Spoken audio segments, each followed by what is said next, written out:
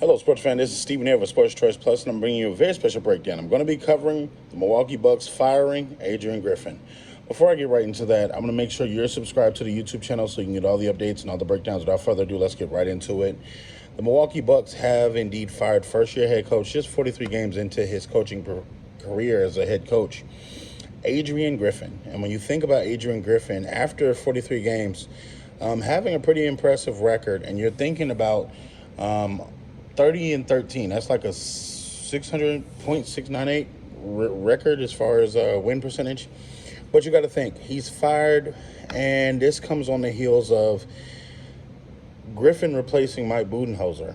And you think about all the things that have transpired. You know, think about Giannis winning a title and not having that much of a leash as far as coaching goes.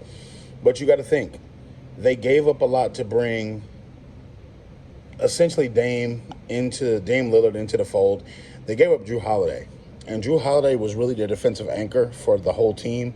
When you think about this, when he sat down and played defense, when I mean sit down and play defense, I mean actually plays defense. He can cover a full court.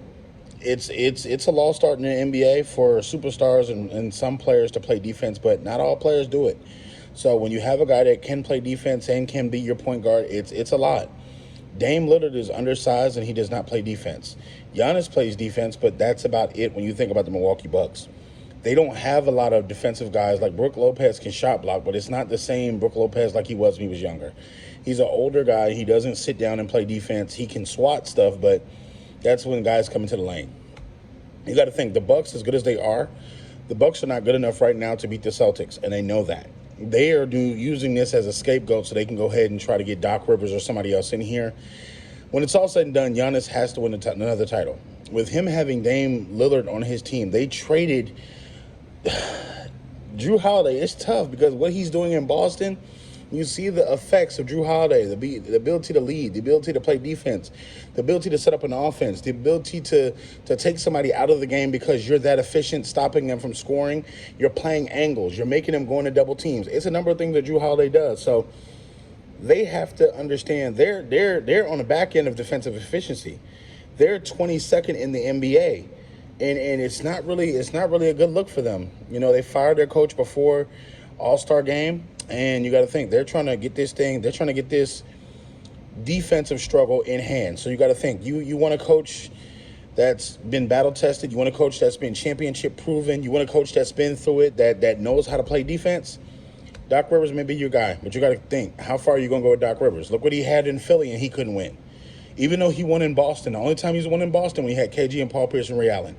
He's never won anything else out of that. I would stay out of the Doc Rivers range. I would try to go somewhere else. I would try to go for one of those guys that really deserves an opportunity. I think we've seen the best of what Doc Rivers can do, honestly. So that's just my personal take on it. I wouldn't have fired him before the All-Star break. I would have given him like insight to go find another assistant coach. Once again, he was in over his head when he got this job. I think they hired him thinking that it was going to work out. It didn't work out, so now the Bucks are looking for a different direction. So what do you guys think? Do you feel like he deserved to be fired? Do you feel like the Bucks are doing too much? Leave your comments in the comment section below. We'll definitely check out Sports Choice Plus and check out the archive as well.